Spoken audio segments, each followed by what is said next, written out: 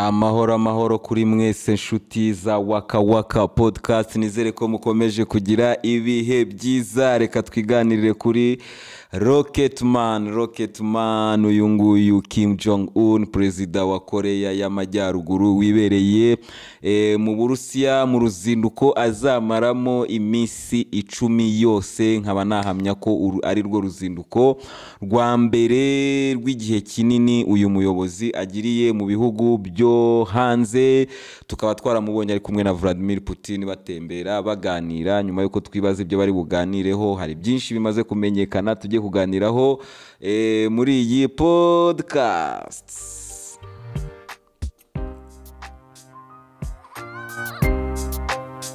Yes, bad boys rero barahuye. Aba bad boys cyangwa se abahungu babi baje guhura, bahurira ahangaha mu Burusiya nyuma y'urugendo rurerure cyane rw'iyi gari ya moshi ya Kim Jong Un.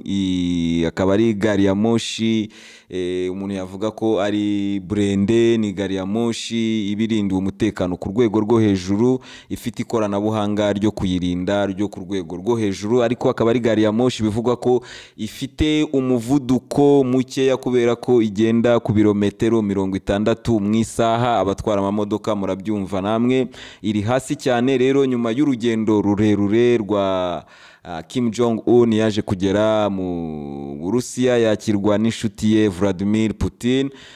Baratembera baraganira. Aho yamutembereje twabonye amutembereza cyane cyane kwa ahantu bubakira ibyogajuru by'Abarusiya. Ibi ngibi bikaba biri mu bintu byari bizinduye Kim Jong Un. Nge narabibabwiye ndababwira ati ibi bintu mureke kureba utuntu duto ngo ammunition zo mu ntambara zo muri Ukraine, ngo ibiryo, ngo ifumbire ku banyakoreya y'Amajyaruguru. No, ntabwo ari ibyo ngibyo. Abaviye bari mu bintu bya binini cyane, abasaza bari muri big deals. Ahangaha rero akaba yaramutembereje mu bijyanye n'ibyogajuru, kubera ko iyi Korea y'Amajyaruguru nayo ishaka gutangira kwiteza imbere cyangwa se guteza imbere ibijyanye n'ikoranabuhanga ry'ibyogajuru. Bakaba bagurutsa amasatelite nabo bakagira ibyogajuru mu isanzure. Ibyo rero kubera ko bazi neza ko kuva na kera kose n'uyu munsi ku bijyanye n'ibyogajuru Abarusiya bari hejuru cyane. Murabizi n'uyu munsi nubwo barimo gushwana n'Abanyamerika, ariko baba bafite imishinga yo mu isanzure bahuriyeho kubera ko ari imishinga migari. Nubwo bashwana bafite ibintu bahuriyeho mu nyizere cyane. Rero uyu Kim Jong Un nawe akaba yumva ko Korea nayo igomba kujya muri icyo kibuga, kubera ko nyuma yo kubaka amanuclear, kubaka amamisiri arenze, akubaka, twarabibonye mbere yo gufata urugendo agana mu Burusiya, yari amaze gutaha submarine yabo izaba ifite ubushobozi bwo kurasa ibitwaro kirimbuzi, bwo kurasa amatopido akomeye cyane. Rero akaba yaravuze ati reka nsure Vladimir Putin ndebe ukuntu nanjye najya mu kibuga cy'abakuru cyane, noneho nanjye nkagera hehe mu isanzure. Twarabibonye Abahinde bamaze kugera hehe ku kwezi. So abanyakoreya y'Amajyaruguru ntago bashaka gusigara nabo, kandi barabizi ko Abarusiya bashobora kubibafashamo. Nkuko Peskov, umuvugizi wa presidence y'Abarusiya, yabitangaje, yavuze ko bazaganira na perezida wa Korea y'Amajyaruguru ku bintu byose cyane, batitaye ku mabwiriza mpuzamahanga, batitaye ku bihano bya UN, batitaye ku byifuzo by'Abanyamerika. Ibyo rero bikaba byatuma umuntu abona ko aba Banyamerika bakomeje gucibwa amazi, kubera ko barakanga Korea ngo bazayihana. Korea wayihanisha iki utayihanishije cyatuma uyu munsi itinya ibihano? Nicyo nibaza nkakibura, nkibaza niba Abanyamerika bavuga gusa kugira ngo bapfe kuvuga, cyangwa se kugira ngo isi yumve ko bafite akantu bakora. Ariko bagomba kuzamenya ko isi yarakangutse. Turabizi ko Korea ni igihugu gifunzwe, gifite ibihano, amamiliyoni n'amamiliyoni y'ibihano. Ibyo rero nkaba nibaza umuvugizi wa Leta Zunze Ubumwe za Amerika yaza hariya imbere y'itangazamakuru akavuga ati turiya Korea y'Amajyaruguru kuba yatanga ibikoresho muri Ukraine, aho kugira ngo mwiya mu Burusiya mwebwe muba mwanakoze kuri side itariyo. Kuko kohereza ammunition muri Ukraine ni akantu gatoya, kuko n'ubundi Abarusiya ntibarabura ammunition ku rugamba, mu bigaragara ntibarazibura. Icyo ni ikintu gitoya, ahubwo ikintu kinini murimo guhisha ntimugitomore ngo mukivuge, kuko mwamaze kwica ordre mondiale. Ni ukuvuga ngo aba Barusiya uyu munsi hari tekinoloji batifuzaga gusangiza aba banyakoreya y'amajyaruguru cyangwa se ibindi bihugu, ariko nyuma y'uko isi yose iba cyangwa se isi y'abanyaburayi na neto ibaviriye inda imwe igashaka gupfukamisha ubukungu bwabo nk'uko babivuze, guhonyora abarusiya nk'uko babivuze, ibyo ngibyo byatumye abarusiya hari imirongo imwe n'imwe n'amasezerano menshi bagiranye n'abanyamerika abarusiya biteguye kuba bavamo. Twabonye imishinga, ikiganiro cy'imishinga ya Putin, mushobora kumanuka hasi mukakibona. Twabonye imishinga iri muri Arctique y'abarusiya, ni ahantu bari barateganyije ko batazigera bajya gufatayo imitungo yaho, ariko ubu ngubu abarusiya bagejeje kure inganda zicukura peteroli n'izicukura amabuye y'agaciro, bageze kure. So rero uyu munsi hari ibintu byinshi abarusiya biteguye kuba bakorana n'ibindi bihugu, baba abashinwa, baba abakoreya y'amajyaruguru, baba abahinde, batari biteguye kuba batanga mbere. Uyu munsi bakaba biteguye kubitanga kugira ngo nabo babone indi contrepartie, babone indi support, kuko nabo hari ibyo bakeneye. Niba barabafungiye amasoko, uyu munsi bakaba basigaranye amasoko ayo yose ya za China na za hehe na Korea ya ruguru. Mujye mubimenya ko Korea ya ruguru se ntibakenera gaze, ntibakenera ikiryo, si isoko ry'Uburusiya. Icyo ngicyo abanyamerika ntibashaka kukimenshoninga kugira ngo mutumva ko abarusiya bari kuri side zikomeye, cyangwa mutumva n'ikibazo gikomeye cyane. Kuko ikibazo gikomeye ntabwo ari Korea gutanga ammunition muri Ukraine. Ikibazo gikomeye ni Korea kugira ikoranabuhanga nk'iryo abarusiya bafite kuri Amerika. Namwe mubitekerezeho, kuko mu kiganiro cyashize twavugaga kuri satellite kamikaze, twavuga ku ikoranabuhanga ryo guhanura amasatelite, tukavuga kuri ikoranabuhanga ry'amadrone rimaze gutera imbere cyane cyane mu Bushinwa no mu Burusiya, nabo batangiye kugenda bi-updatinga.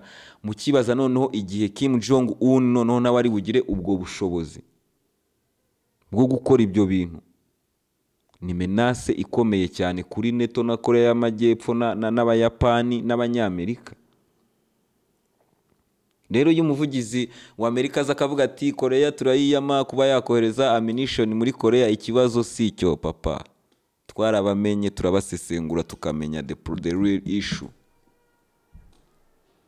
The real issue ntabwo ari iyo the real issue, ahubwo niyo niri kubaho ubu nonaha. Kuko niba Kim Jong Un yageze muri, ariko uyu papa afite ibikabyo, nabonye ukuntu bahanagura intebe ye, mbona ukuntu bahanagura iyi gari ya moshi yiwe, ndeba uburyo abamurindira umutekano baba basaze, ndavuga ati oya, sindabona umuntu urinzwe ku isi nk'uyu Kim Jong Un. Rero ugiye kwimarira iminsi ye 10 ahangaha mu Burusiya, abayazanye n'abantu b'inzego zitandukanye, bagomba guhura n'abahanga b'Abarusiya bakaganira birambuye. Hari icyo ngicyo nari maze kuvuga, ariko hari n'ikindi kintu, hari ikindi kintu gikomeye cyane, kubera ko murabona aba bagabo bombi nise ba bad boys, cyangwa se aba bahungu babi, isi iri kurwana no kwerekana ko bari isolated, cyangwa se bafunze, badashobora kugira ikintu bakora kiri mpuzamahanga. Iyo bahuye gutya bakagenda bakamarana iminsi 10 baganira ku mishinga itandukanye, ni ikintu kibuza amahoro cyane abantu bo muri neto, abantu bo muri Union Européenne, kuko bahita bagaragara noneho nk'abanyembaraga, kuko n'ubusanzwe bari abanyembaraga buri wese ku giti cye, usibye ko Vladimir Putin ari hejuru cyane y'uyu nguyu Kim Jong Un.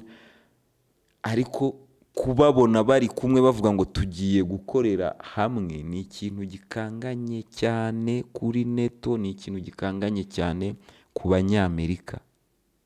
Ni ifoto nini cyane, icyo bita big picture.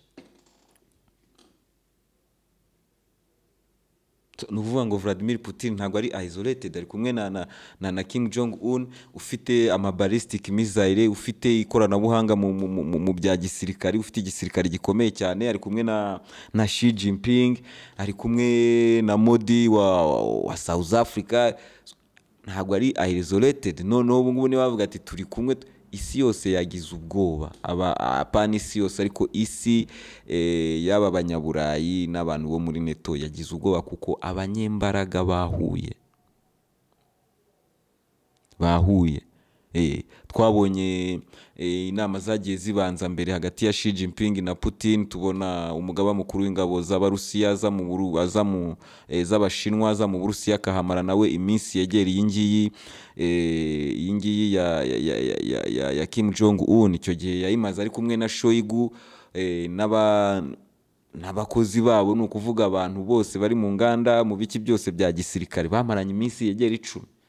Nuvuga ngo niki baba basangira tekinoloji, nkuko muri neto muvuga ngo musangira tekinoloji, nabo ubu ngubu batangiye nabo kugisangira. Icyo kintu rero giteye ubwoba umunyaburayi, icyo kintu giteye ubwoba umunyamerika, kuko neto igiye kubona ikindi gisimba gisimbura Pacte de Varsovie, kandi noneho kikaba ari igisimba kirimo ibihugu bikomeye mu bya gisirikare bifite amanucleaire. Niyo mpamvu iyi nama ya Putin na Kim Jong Un kuyita y'ibiryo, kuyita ya ammunition, no gushaka kuyipfobya, ariko iyi nama irimo ibintu n'imishinga minini cyane, kandi ku buryo ari Korea y'Amajyaruguru birayisubiza muri sene mpuzamahanga, kuko niba Kim Jong Un ashobora kujya mu Bushinwa akajya mu Burusiya, ibyo already ni ibihugu bikomeye, ni ibihugu by'amasoko manini ashobora gukorana nabyo, abanyakoreya bagakemura ibibazo byinshi cyane.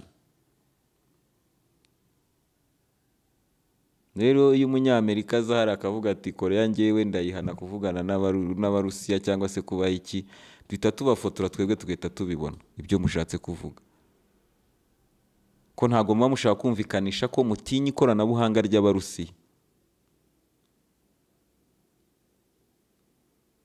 ariko turabibona.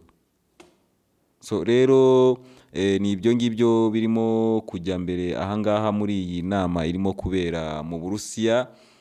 Vladimir Putin nawe akaba akomeje kuba muri izi nama, hari inama nyinshi mpuzamahanga ziri kubera ahangaha Vladimir Putin arimo kwitabira.